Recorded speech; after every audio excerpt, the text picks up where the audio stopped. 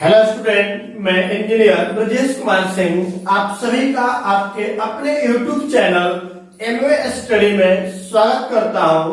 चलिए, आज का टॉपिक है symmetric and skew symmetric matrix, मतलब हुआ सममित एंड विषम सममित आव्यूह। चलिए, यह टॉपिक आपके board exam point of view से और कंपटीशन पॉइंट ऑफ व्यू से काफी इम्पोर्टेंट है, क्योंकि हर एग्जाम में इस टॉपिक से क्वेश्चन पूछा जाता है।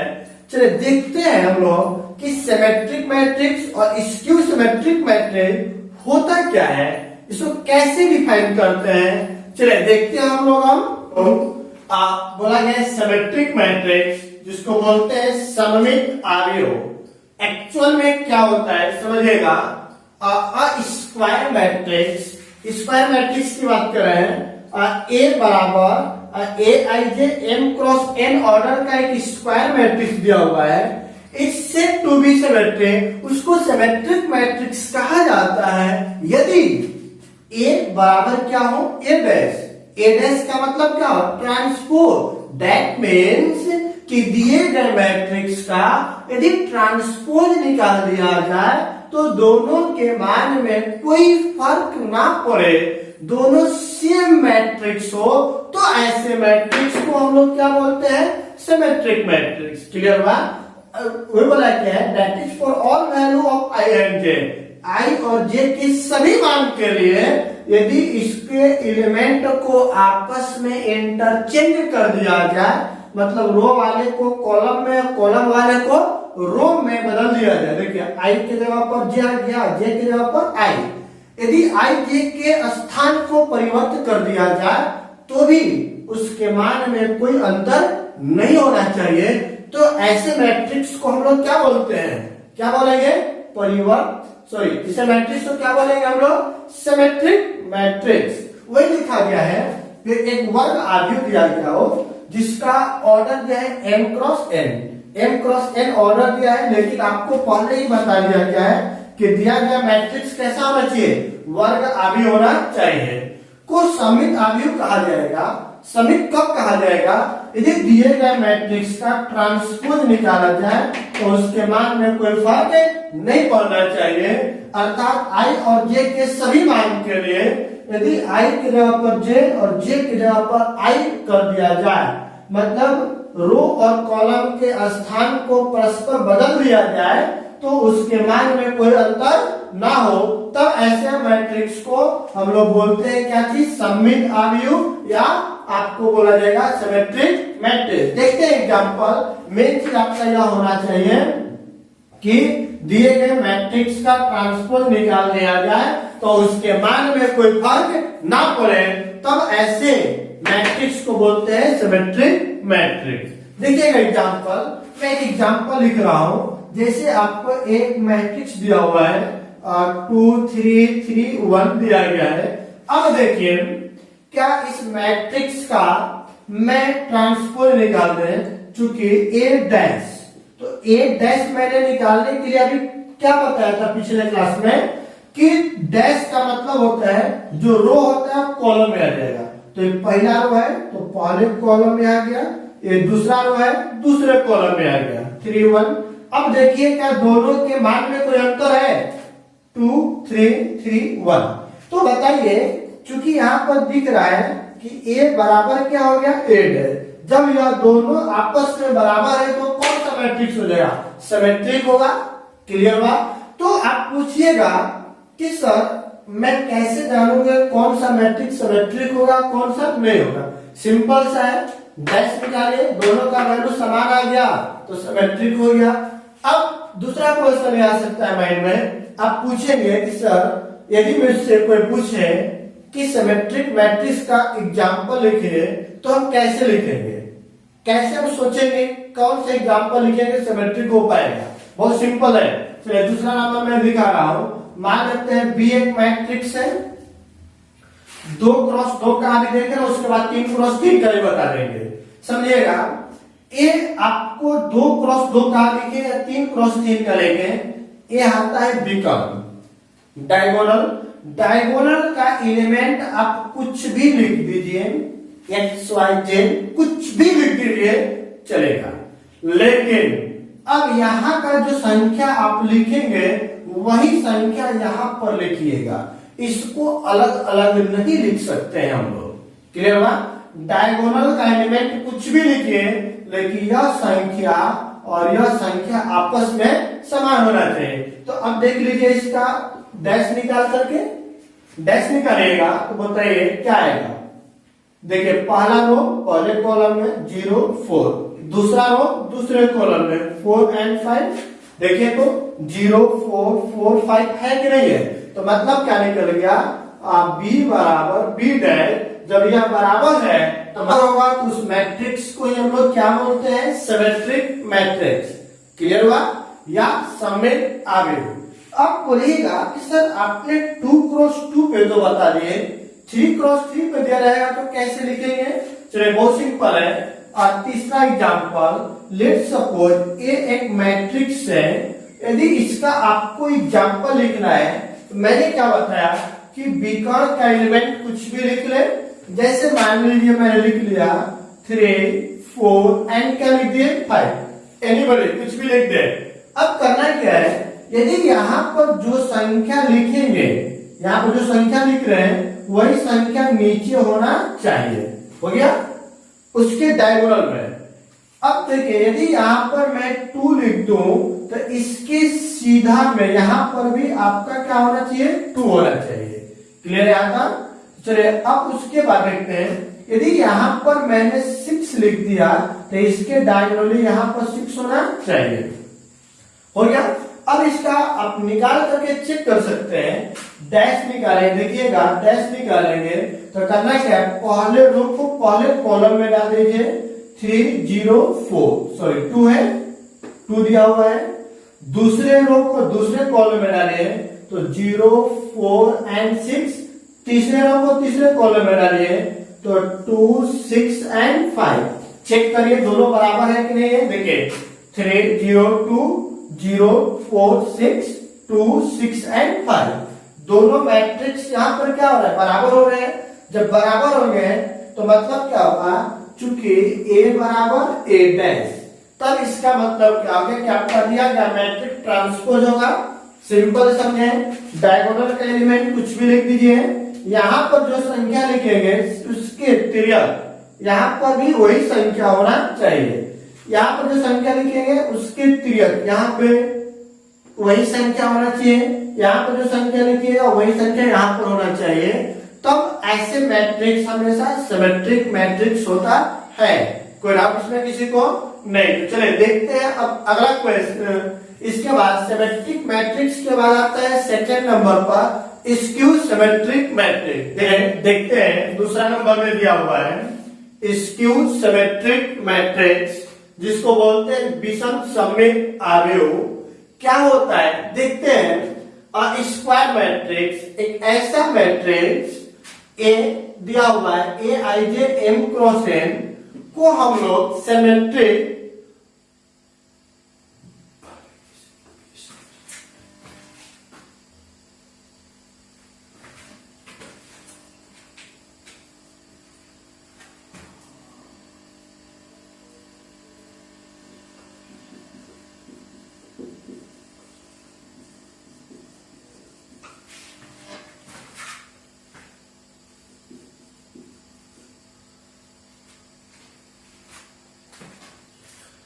दिया हुआ है स्क्यू सिमेट्रिक मैट्रिक्स, मतलब बोलेंगे विषम सममित आव्यूह।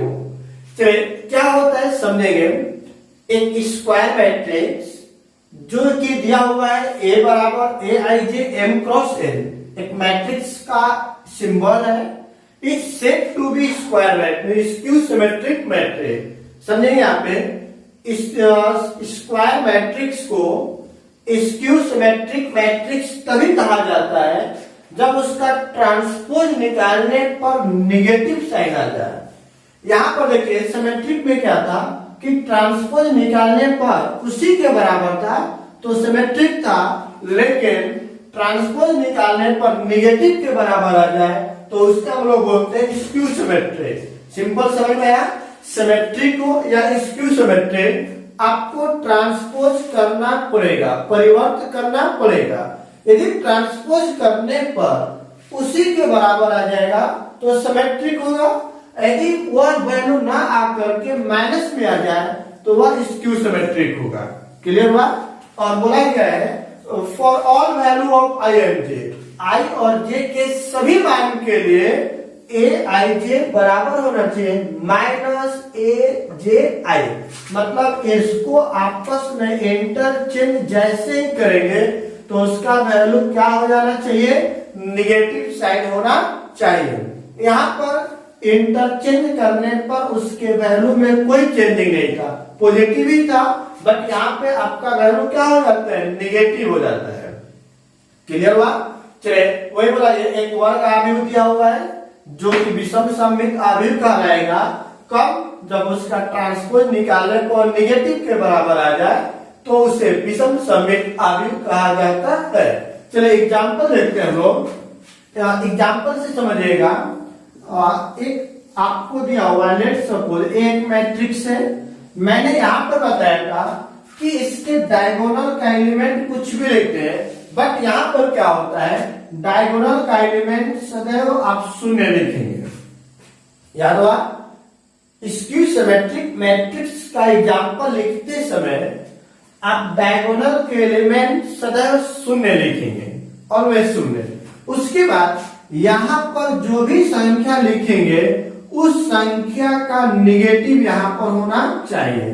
यदि निगेटिव वैल्यू लिखेंगे तो वह स्क्यू सिमेट्रिक होगा, अदरवाइज स्क्यू सिमेट्रिक नहीं होगा। देखते हैं, डैश निकालिएगा तो ए डैश बराबर क्या होगा, पहला रो है पहले कॉलम में आएगा, दूसरा रो है दूसरे कॉलम में आएगा, ए नजी। तो अब देखते हैं, यहाँ पर 0 है, यहाँ पर -3 और 3 है, तो माइनस को कॉमन निकाल लीजिए। यदि माइनस को कॉमन निकालेंगे तो क्या बनेगा बताइए, 0 या माइनस से तो बाहर निकलेगा 3, ये प्लस है तो बन जाएगा माइनस, और 0 में से कुछ भी निकालिए कोई दिक्कत नहीं होगा। अब देखिए तो 0 3 -3 0 हो गया। यह किसका वैल्यू है, ए का।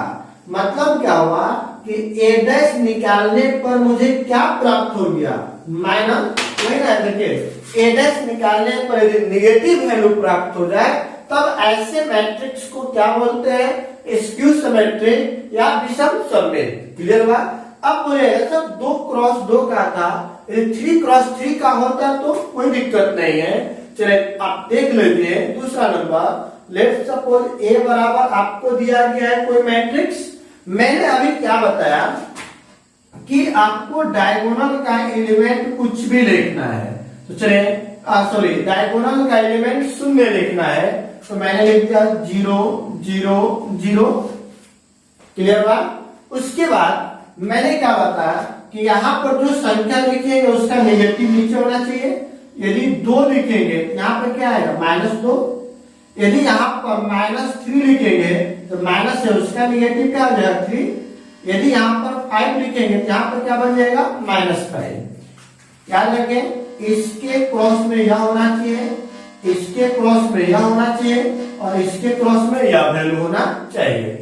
अब देखते हैं क्रॉस, इसका डैश निकालिएगा तो ए डैश इज इक्वल टू क्या करेंगे, देखिए पहले रो को पहले कॉलम में कन्वर्ट कर दीजिए, दूसरे रो को दूसरे कॉलम में तो -2 0 5, तीसरे रो को तीसरे कॉलम में ए। तो अब बताइए यहाँ पर 0 -2 आ गया, फिर 2 आना चाहिए, तो माइनस को कॉमन निकालिए।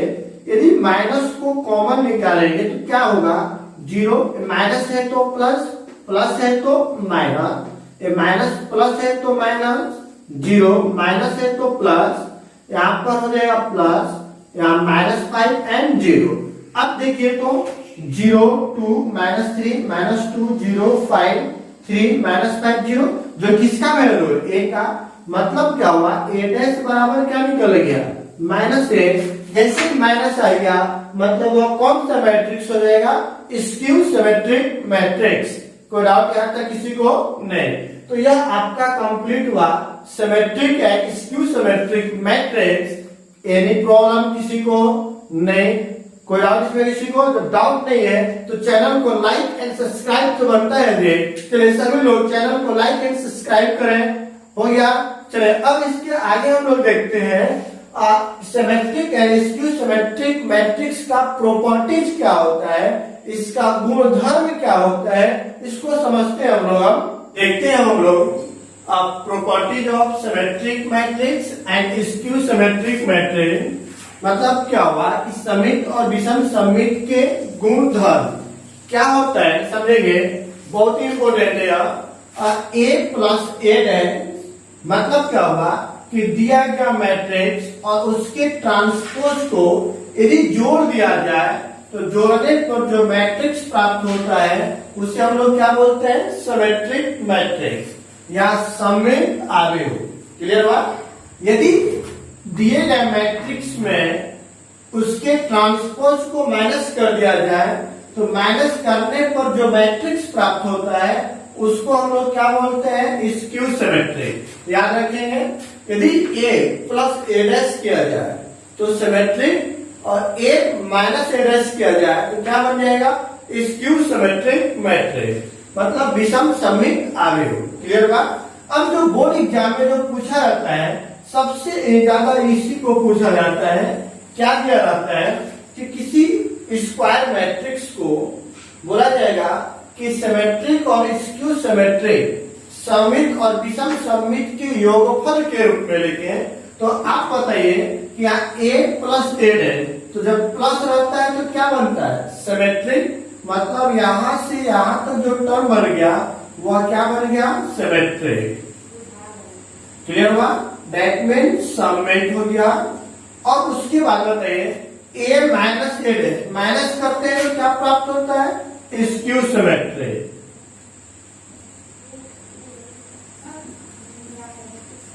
ये होता है जी जिसको हम लोग बोलते हैं विषम सममित। क्लियर है? यहाँ तक कोई डाउट किसी को?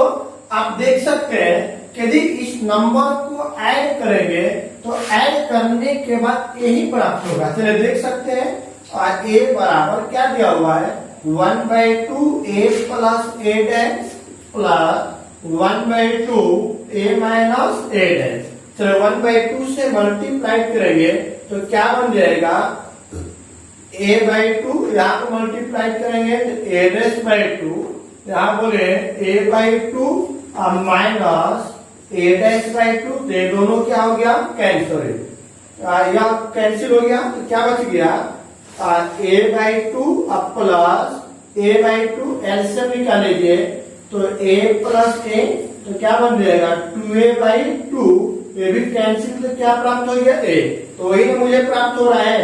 तो मतलब क्या हुआ कि यदि दिए गए मैट्रिक्स को सिमेट्रिक और स्क्यू सिमेट्रिक के योगफल एडिशन के रूप में लिखना होगा तो बस करेंगे क्या? दिए गए मैट्रिक्स को 1/2 इंटू ए प्लस ए डैश प्लस 1/2 ए माइनस ए डैश कर देंगे तो आपको दिया गया मैट्रिक्स सिमेट्रिक और स्क्यू सिमेट्रिक के योगफल के रूप में रिप्रेजेंट हो जाएगा। कोई डाउट यहाँ तक?